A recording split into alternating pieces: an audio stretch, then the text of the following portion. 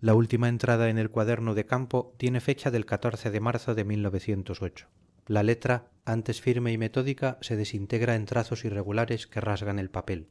No son ciervos, saben que estamos aquí, saben dónde dormimos.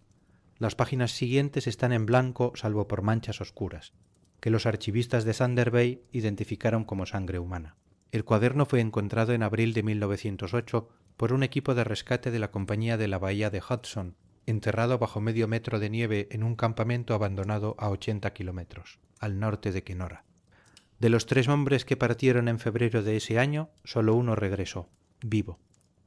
Thomas Macready llegó a pie al puesto comercial de Sioux Lookout el 19 de marzo, con graves congelaciones en ambos pies y un estado de demacración que el médico local describió como incompatible, con solo 4 semanas en el monte.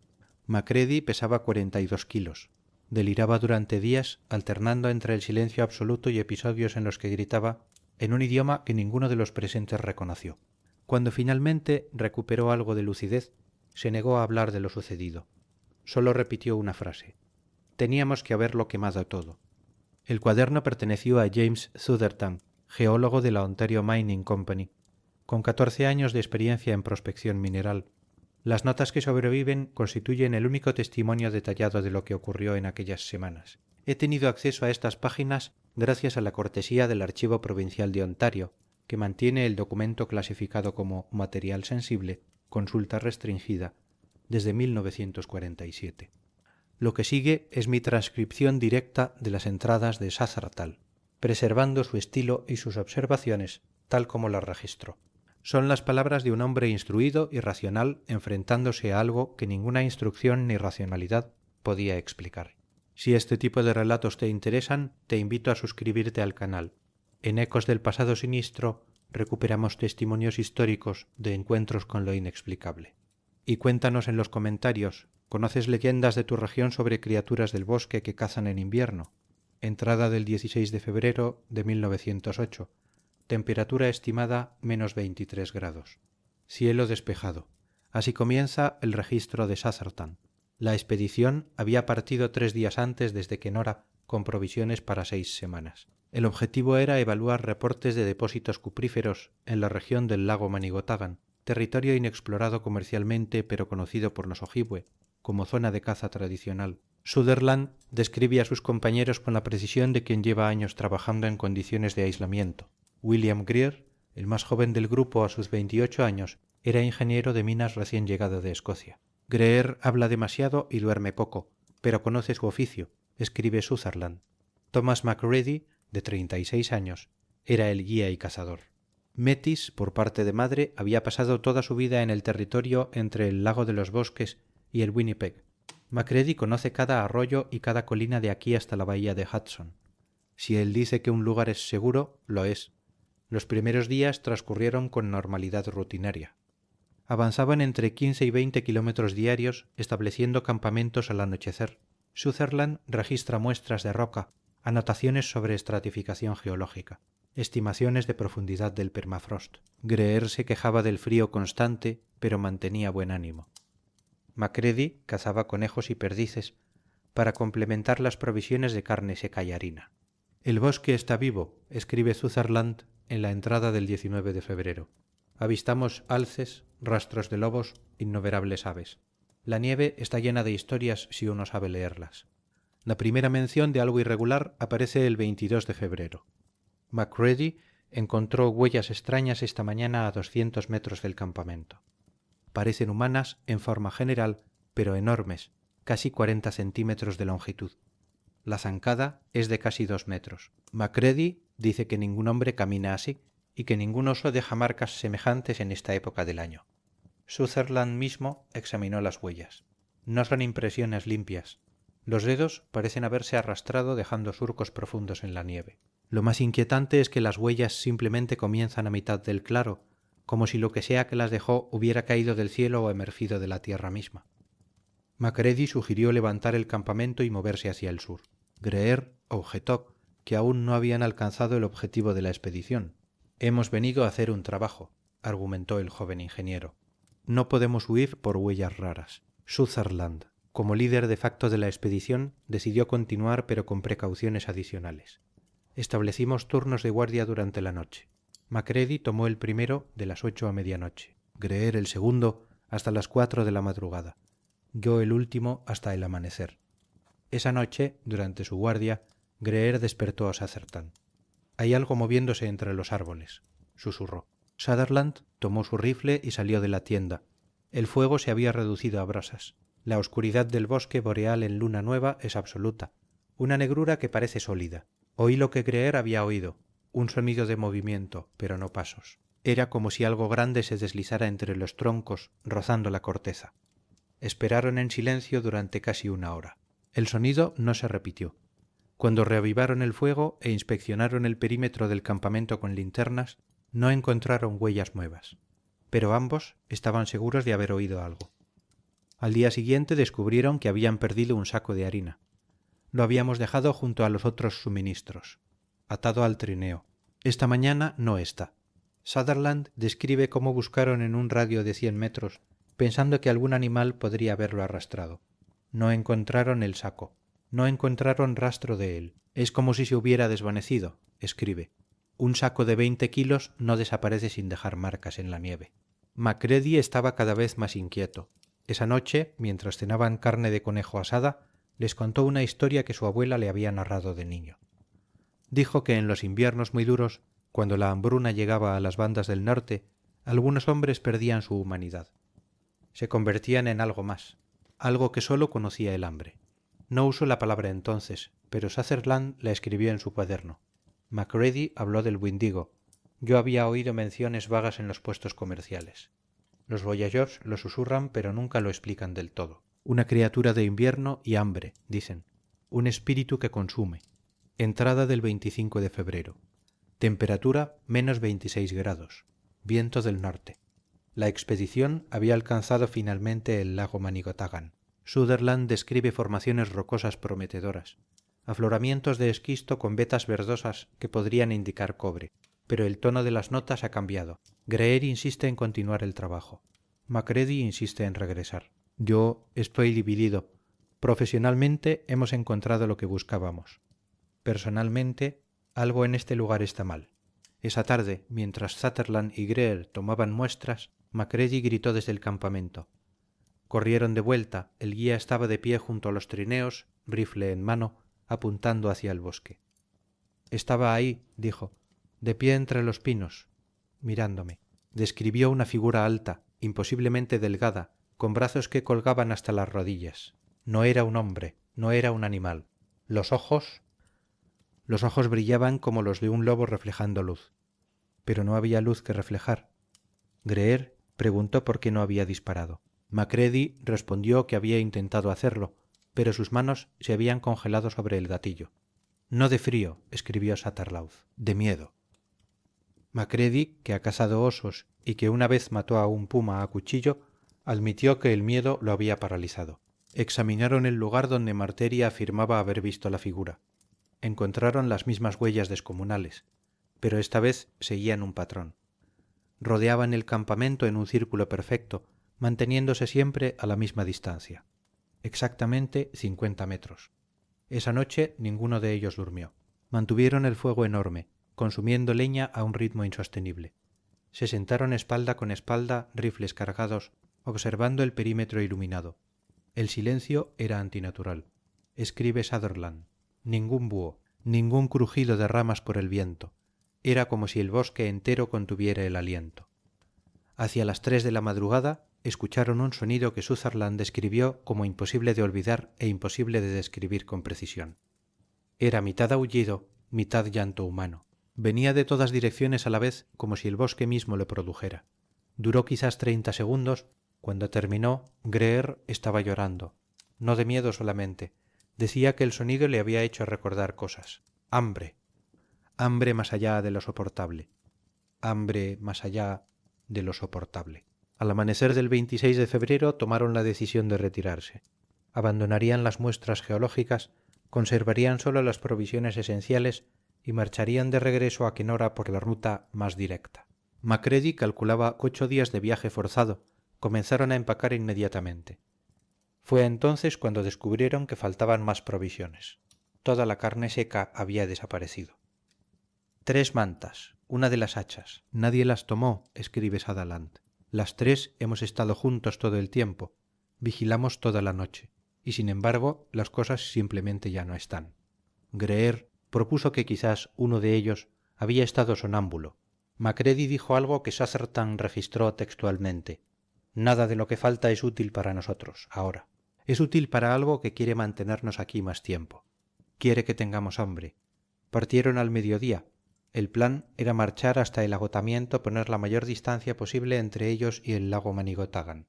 Pero el progreso fue lento. La nieve, que durante la ida había estado firme, ahora estaba blanda, hundiendo los trineos hasta los ejes.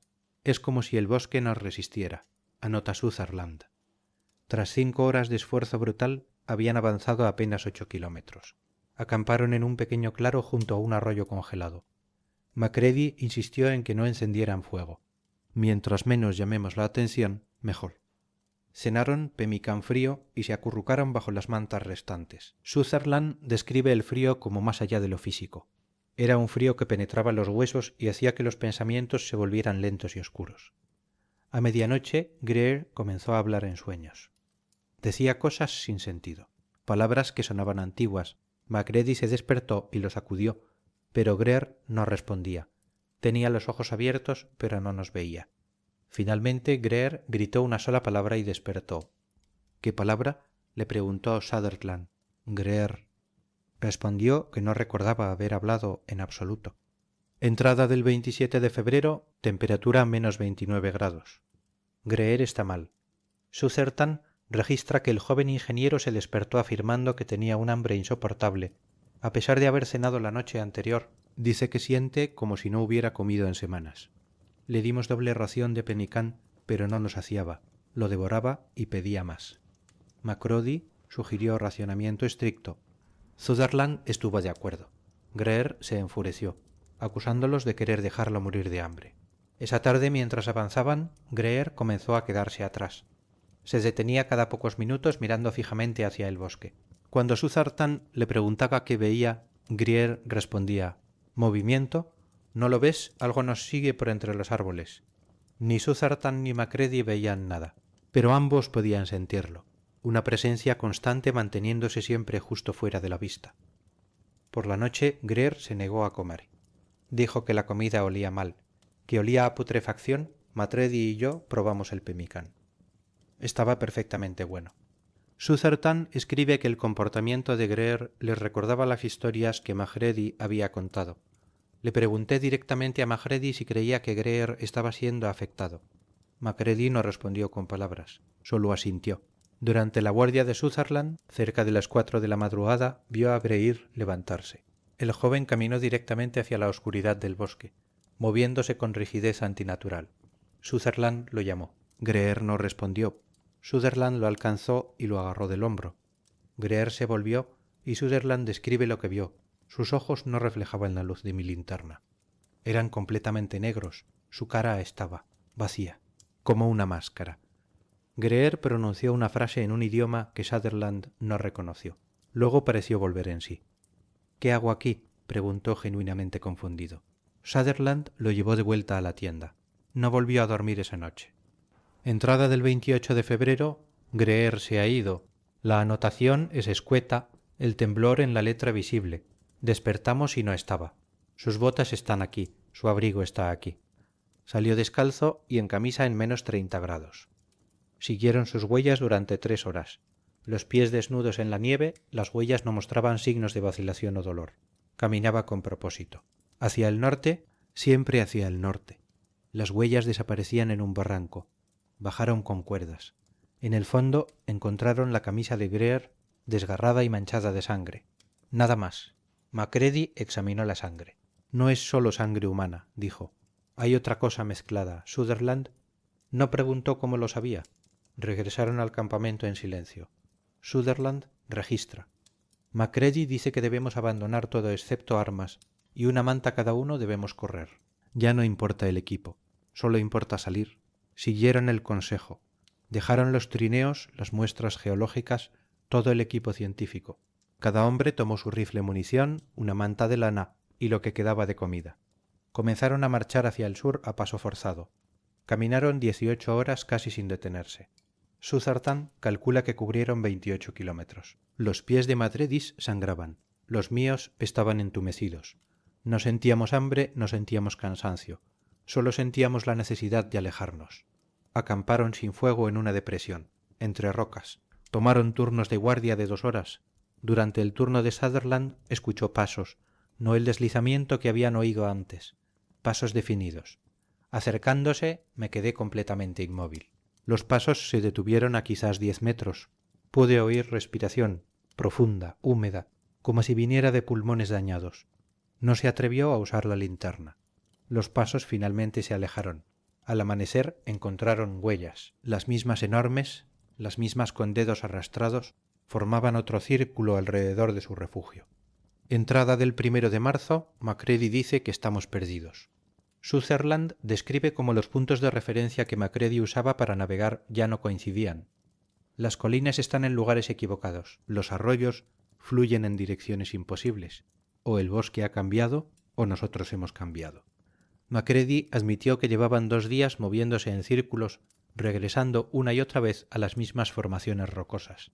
Esa noche, acampados en otro claro sin nombre, escucharon el sonido nuevamente, el aullido llanto que habían oído la primera vez, pero ahora estaba más cerca, mucho más cerca, y ahora podían distinguir palabras dentro del sonido. Palabras en inglés. Hermanos, decía la voz. Hermanos míos, tengo tanta hambre. ¿Por qué no me ayudan? Macready susurró. Es Greer. Sutherland argumentó que era imposible, que Greer estaba muerto o perdido. No, dijo Macready. Es Greer, o lo que queda de él, lo que se alimentó de él y ahora lleva su voz. La voz continuó durante horas moviéndose alrededor del campamento. A veces suplicaba, a veces reía, a veces decía cosas que sólo el verdadero Greer podría saber, recuerdos compartidos, bromas privadas, nombres de familiares. Macready tenía el rifle apuntado hacia la oscuridad, pero yo le dije que no disparara. No sabíamos qué efecto tendría. No sabíamos si balas podían detener algo así. Al amanecer del 2 de marzo encontraron algo que Sutherland describe como prueba física de que ya no estamos tratando con el mundo natural. Había un venado muerto a 20 metros del campamento. No estaba completo, le faltaban órganos internos, pero la piel estaba intacta, como si algo hubiera extraído el interior sin romper el exterior. Macready se negó a acercarse. Es un regalo, dijo. Nos lo está ofreciendo. Quiere que comamos. Si comamos, somos suyos. No tocaron el venado, siguieron adelante con el estómago vacío. Sutherland registra que llevaban 3 días sin comer. El hambre es constante ahora. Pero cada vez que pienso en comida, recuerdo la voz de Greer diciendo tengo tanta hambre. Y el apetito se convierte en náusea. Entrada del 4 de marzo. Macready está hablando con alguien que no está ahí.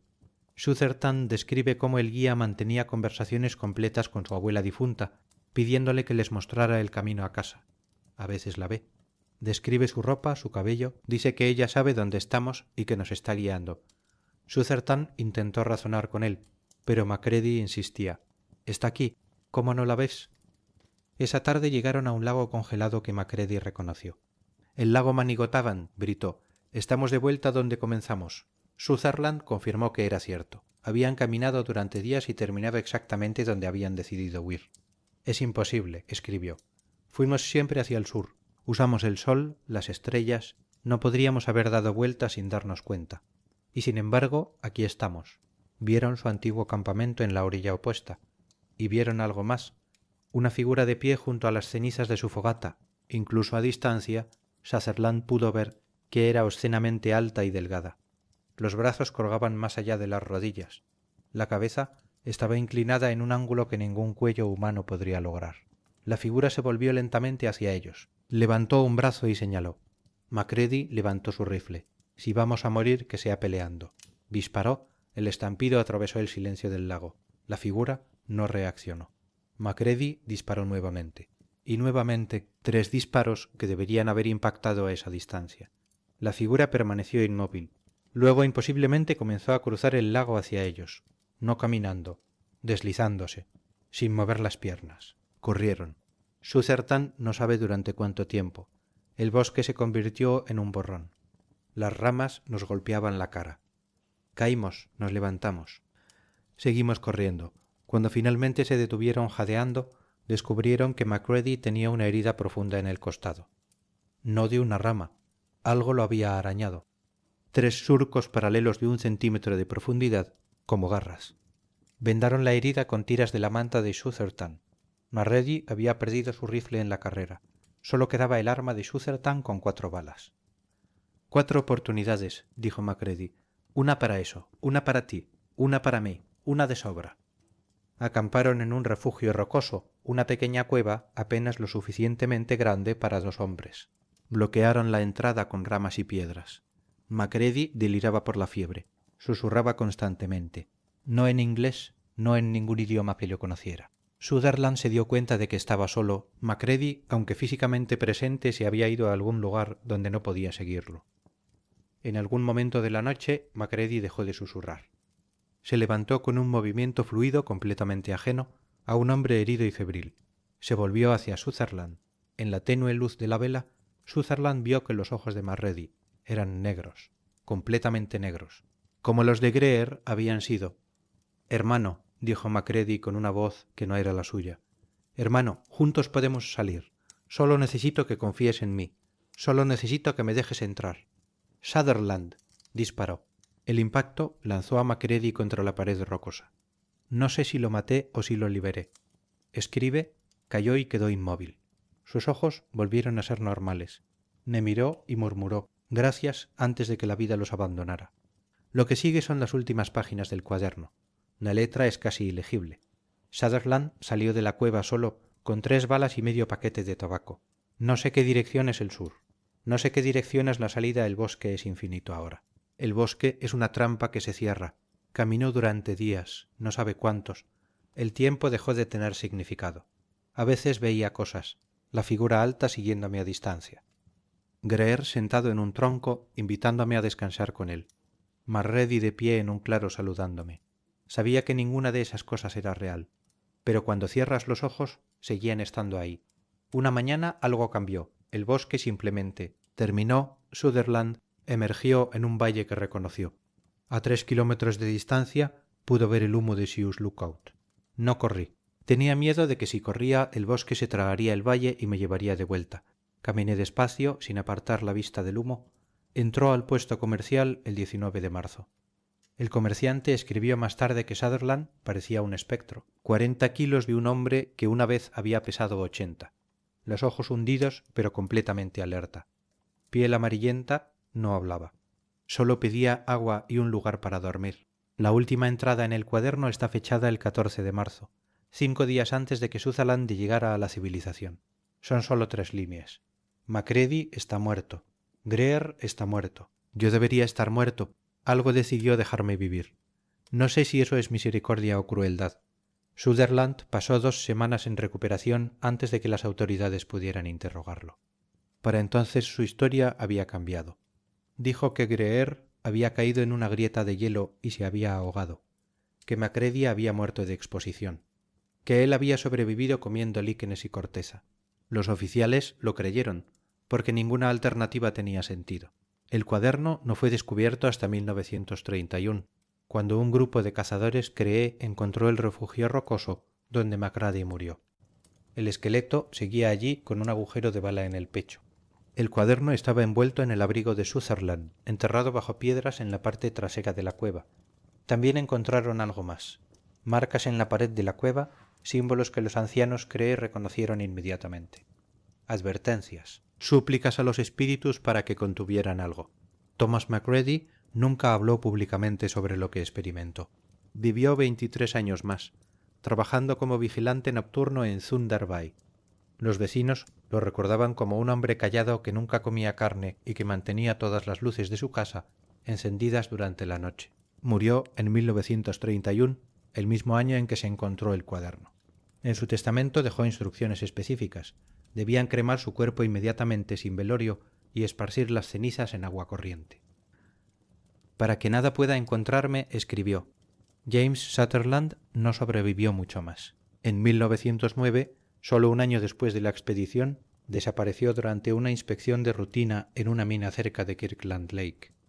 Su cuerpo nunca fue recuperado.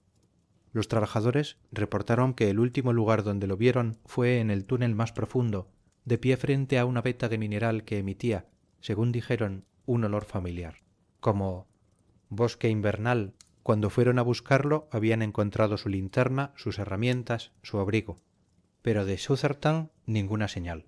William Greer nunca fue encontrado.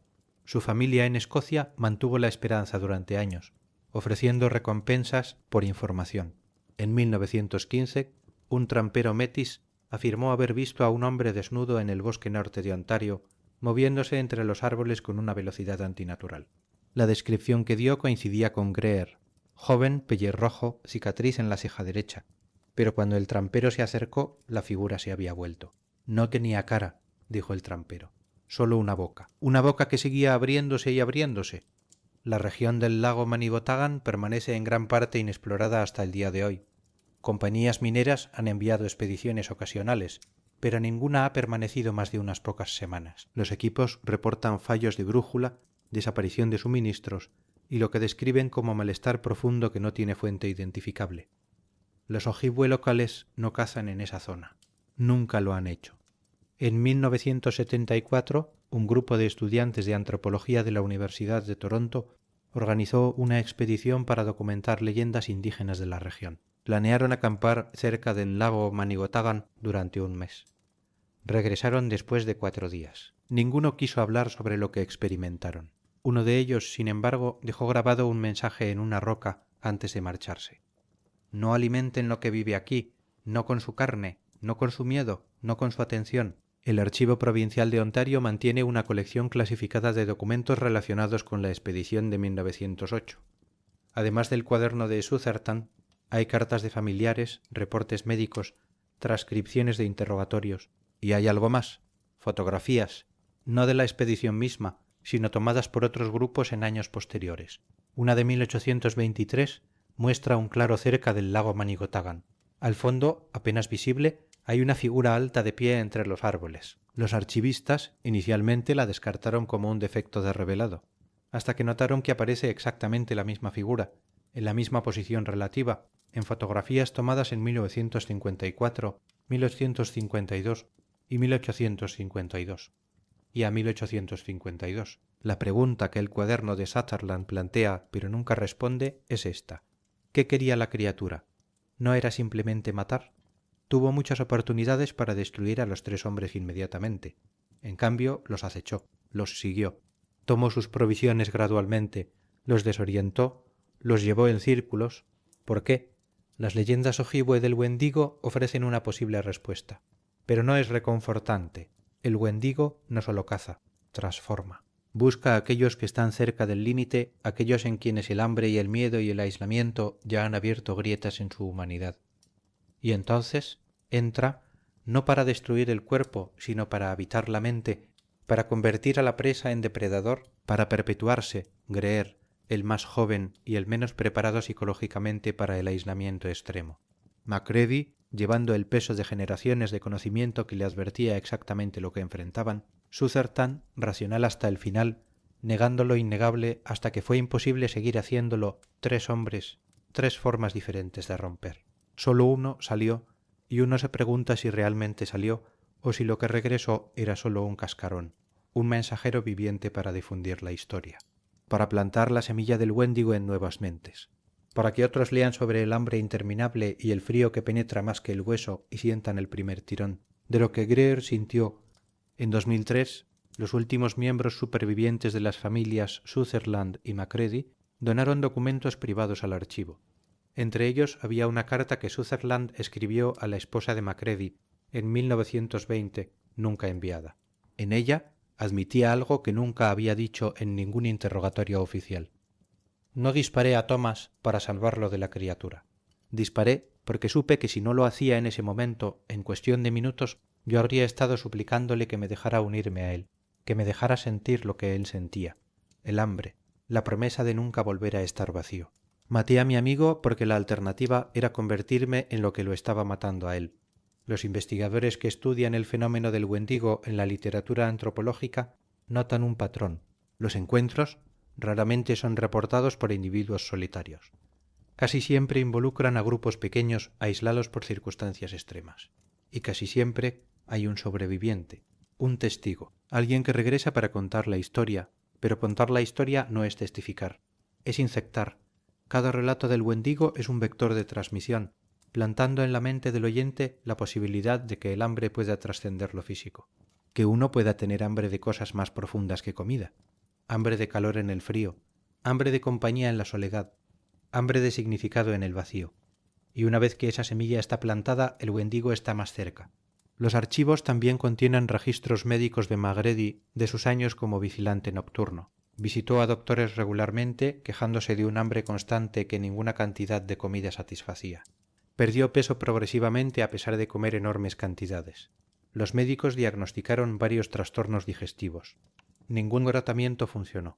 En sus últimos años pesaba menos que cuando había regresado del bosque en 1908.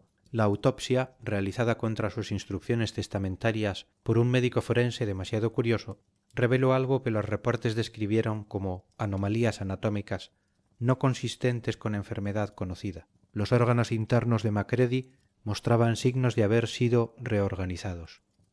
Muta Grey, como si algo hubiera estado reconfigurando su interior durante años, preparándolo para una transformación que nunca se completó, porque se había resistido durante demasiado tiempo. El cuaderno de Sutherland termina con aquellas 3 líneas en marzo de 1908. Pero hay una cuarta línea, tan débil que solo es visible bajo luz ultravioleta. Los archivistas la descubrieron durante el proceso de preservación en 1998. Escrita en lápiz casi borrado, añadida tal vez semanas o meses después del resto. A veces todavía puedo oírlo llamándome, diciendo mi nombre desde el bosque, cada noche un poco más cerca. ¿Qué sucede con aquellos que sobreviven a encuentros con lo inexplicable? ¿Realmente sobreviven? ¿O simplemente se convierten en puentes vivientes entre el mundo ordinario y lo que existe más allá de sus bordes? La expedición de 1908 entró al bosque como 3 hombres racionales en busca de recursos minerales. Lo que salió fue otra cosa. Un hombre medio muerto con una historia imposible, una historia que ahora vive en archivos y en relatos como este. Si alguna vez te encuentras en el norte de Ontario en invierno, si acampas en bosques lo suficientemente remotos como para estar verdaderamente solo, presta atención a los detalles. Si las provisiones comienzan a desaparecer sin explicación, si escuchas movimiento que no produce huellas, si sientes un hambre que ninguna comida puede saciar, si escuchas voces familiares llamándote desde la oscuridad, no las sigas, no respondas y sobre todo no confíes en la lógica que te dice que nada de esto puede ser real, porque lo que los prospectores de 1908 aprendieron demasiado tarde es que el bosque no necesita tu creencia. Tu escepticismo no es armadura. Tu racionalidad no es protección. El Wendigo no espera a que creas en él para comenzar a alimentarse. He compartido este testimonio porque forma parte de nuestro registro histórico de encuentros con lo inexplicable, porque las palabras de Sutherland merecen ser escuchadas incluso si su verdad es difícil de aceptar. Pero también para hacerte una pregunta. ¿Conoces historias de tu región sobre criaturas del bosque, sobre cosas que cazan en invierno cuando el hambre y el frío vuelven a los hombres vulnerables? Compártelas en los comentarios. Tal vez juntos podamos mapear algo más grande que casos individuales. Tal vez podamos ver el patrón, y si este tipo de relatos históricos de horror te interesa, suscríbete al canal. Ecos del pasado sinistro continúa recuperando testimonios olvidados de encuentros con lo imposible. Porque la historia no solo está hecha de guerras y reyes, también está hecha de terror, supervivencia y las cosas que acechan en los espacios en blanco de los mapas. Los archivos están abiertos. Los testimonios esperan. Y en algún lugar del norte de Ontario, cerca de un lago que la mayoría de los mapas ya no marcan, algo sigue esperando también. Esperando el próximo grupo de hombres racionales que piensen que el bosque es solo un lugar, que el hambre es solo hambre, que el frío es solo frío. Esperando enseñarles lo equivocados que están,